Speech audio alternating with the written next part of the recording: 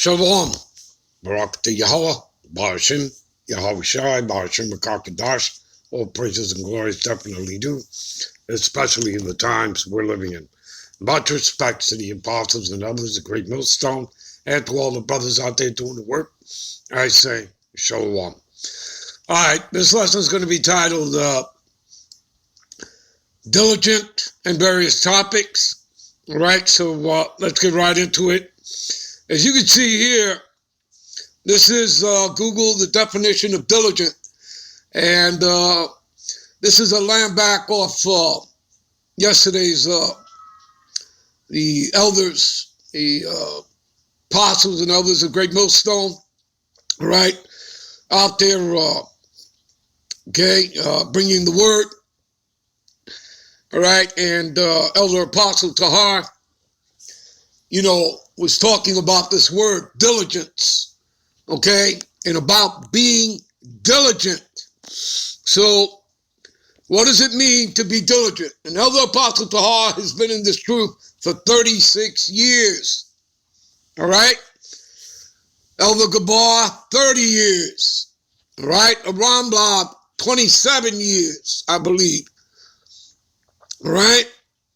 So on and so forth. So what does it mean to be diligent? Having or showing care, conscientiousness in one's work or duties, all right? Being a servant of the Lord, all right? You understand that, people? Industrious, hardworking, click on the arrow. Conscientious, all right? Meticulous, okay? Painstaking, all right? Rigorous, careful, thorough, attentive. See, earnest, studious, okay? Means what? To study, right? What comes to mind? Well, we'll go to it. What is that? 2 Timothy 2:15. We'll jump over there, as well as 1 Peter, or rather 2 Peter 1 and 10. All right, so lock it for that. And we'll jump over to 2 Peter 1 and 10 afterwards. All right, studious, constant, preserving, persistent, tenacious. You see that? Because the elder was going into, again, you can't be hot or cold. I mean, you can't be lukewarm or cold. You have to be hot for this, all right? Because if not, the Lord's going to spew you out of his mouth. And we read that in Revelations 3 and 16, all right? Where are we here? All right, dedicated, committed, driven, active, busy. You see that? There's no days off, people, in doing this work, all right? It's about making the videos, and then it's about going out there street teaching, all right? But first, you got to do what? You got to eat the roll, as you read in Ezekiel chapter 3. Eat this roll and go out and teach unto the house of Israel, and of course, unto the nations, okay? Because, you were sanctified, all right? The men that are in this truth, you were sanctified, okay? And you were ordained to do this work, which means it was decreed. And this was decreed in the heavens when you were spirits, all right? And that was done before the foundation of the world, okay? Before the world began, all right? And that's out of the scriptures, people, all right? Tireless, okay? All right? Laborious. See that? You understand? It's all about the work. All right. Let's see here.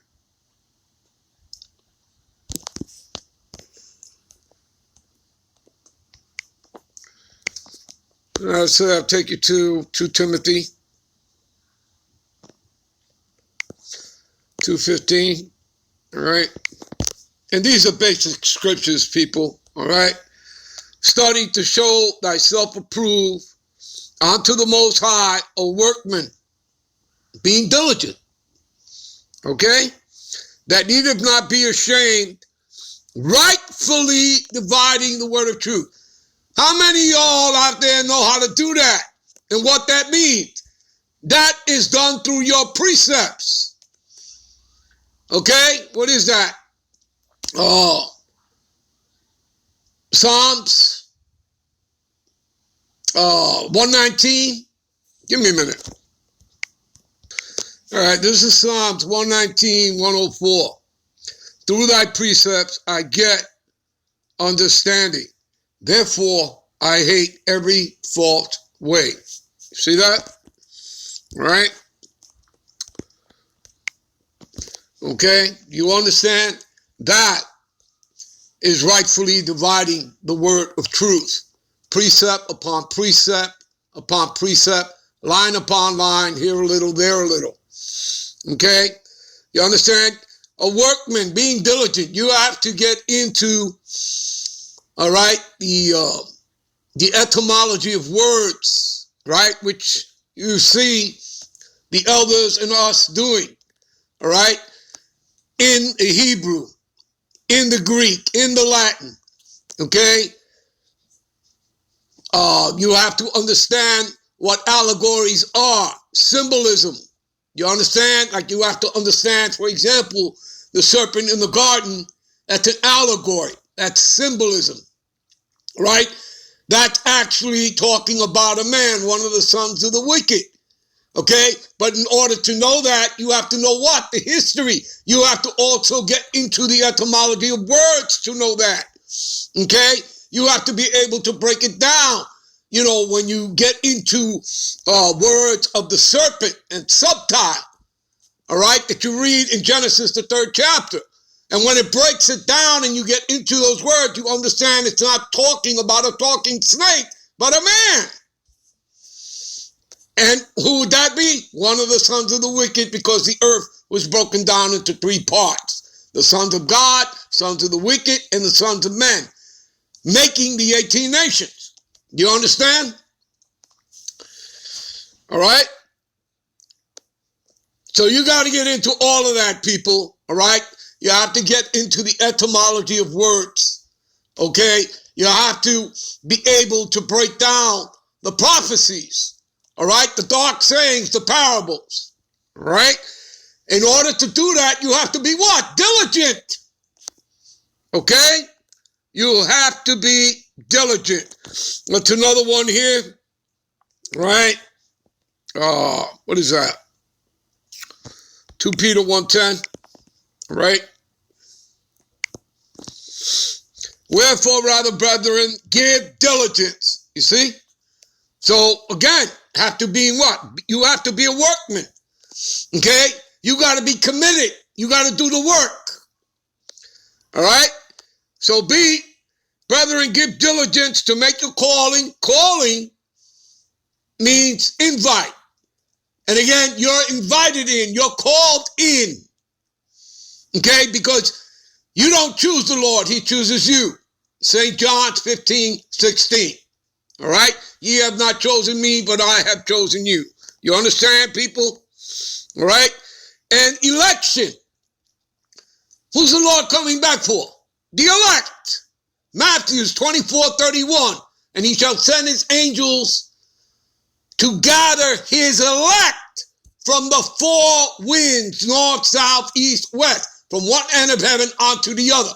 It's all about the elect. He's not coming back for all of Israel. All right? This isn't like the Exodus out of Egypt, where the Lord took everybody out. No, he's only coming back for the elect this time. Okay? Just the elect. And that starts with 144,000, all men, 12,000 from each of the 12 tribes, plus a great multitude. Right? And as a matter of fact, let's go to that. All right? Let me finish reading this. All right?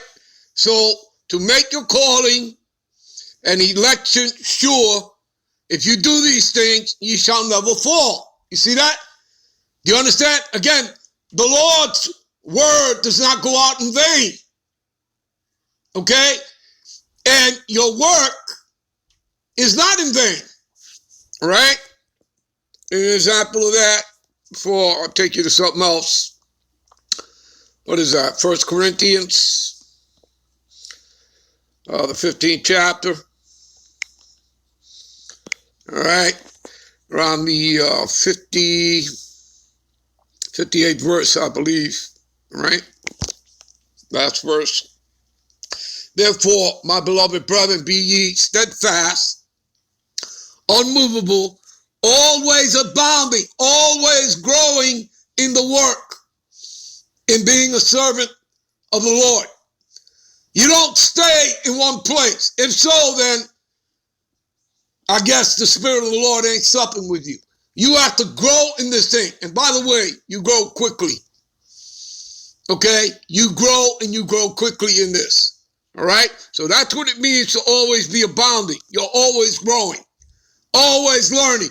Even the elders will tell you they are still learning. Even having been in this thing 36 years, 30 years, 27 years. All right? So there's no such thing that a guy comes in and he's in this thing 6 months, 2 years, 5 years, 10 years, and he knows more than the others, when they themselves are telling you they are still growing. All right? So always abounding in the work of the Lord, for as much as ye know that your labor, you see, your work is not in vain in the Lord. All right? And you know what? I'll take you to something. We'll do that when we come back. We're going to end this here and come right back with part 2. Show off.